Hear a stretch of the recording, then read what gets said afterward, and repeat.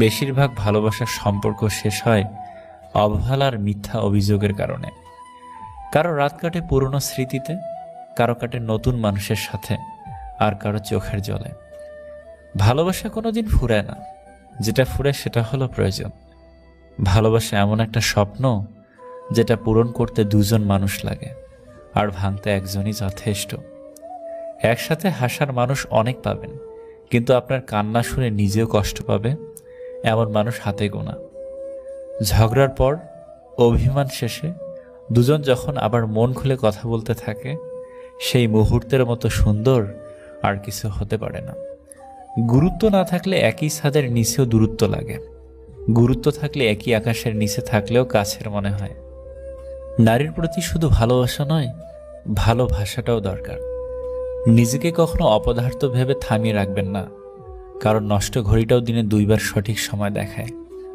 প্রতিষ্ঠিত হতে ধৈর্য লাগে, বদলাতে লাগে সময়। মানুষ কঠোর হতে শেখে যখন সে অপমানিত হয়। জীবনটা অনেকটা জ্যামিতির উপপাদ্যের মতো। চিত্র দেখলে মনে হয় খুব সহজ, কিন্তু প্রমাণ করতে গেলে বোঝা যায় জীবন কতটা কঠিন। আবহাওয়ার পরিবর্তনের সাথে সাথে পৃথিবীর পরিবর্তন ঘটে, আর মানুষের পরিবর্তন ঘটে নাম্বার 1 প্রেমে পড়লে, নাম্বার 2 বিয়ে করলে, নাম্বার 3 বেশি টাকা হলে, নাম্বার 4 অভাবে পড়লে। গাল ফুলিয়ে রাগ করেছে, ধরেছে কঠিন আড়ি, শক্ত করে বলছে আমায় যেতেই হবে বাড়ি। কেমন করে বোঝাই তাকে পরের চাকরি করি, ব্যস্ত সময় থমকে আছে নষ্ট হাতের ঘড়ি। দূরে আছি তাই ভেব না, বইছি অন্য তরি, মনের ভিতর শুধুই তুমি, লক্ষ্যে একটা পড়ি। ভালো থাকুক পৃথিবীর সকল স্বামী স্ত্রীর বন্ধন। তুমি যদি সমস্যাকে বড় করে দেখো, তাহলে কখনো সমাধানের পথ খুঁজে পাবে না। কারো উন্নতি দেখে হিংসা করবেন না, শিক্ষা নেন, তাহলে আপনারও উন্নতি হবে। কেউ ভালোবাসলো কিনা সেটা ভেবে সময় নষ্ট না করে কি করে ভালোবাসার যোগ্য হওয়া যায় তার চেষ্টা করা উচিত। যাদের একা থাকার অভ্যাস আছে, তারা পৃথিবীর সবচেয়ে কঠিন পরিস্থিতিকেও সহজে মেনে নিতে পারে।